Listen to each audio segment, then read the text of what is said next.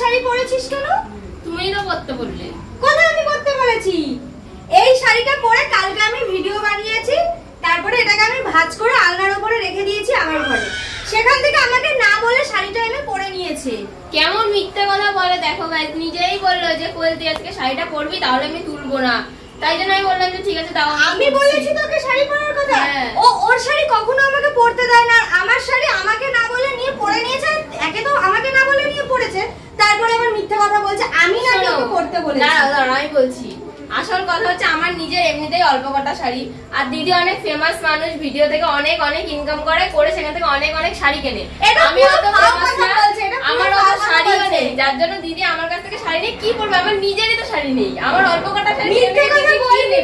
Guys ও এতদিন ধরে যা শাড়ি পরে ভিডিও করতে সব ওরই শাড়ি, কিন্তু আমাকে একটাও কখনো পরতে দেয় না। আমি সব সময় দিদিকে বলি যে তোমার যেটা পছন্দ হবে আমাকে বলো, আমি দিদি পরতে দেয় না, মিথ্যে কথা বলছে। এমন কিন্তু কোনোদিনও হয়নি যে তুমি চেয়েছো কিন্তু আমি দিইনি, তাই না? তুমি যদি না চাও, তুই আমাকে না বলে আমার শাড়ি নিয়েছিস কেন? এটা আমার শাড়ি। এটা তো আমার শাড়ি, তাই তো?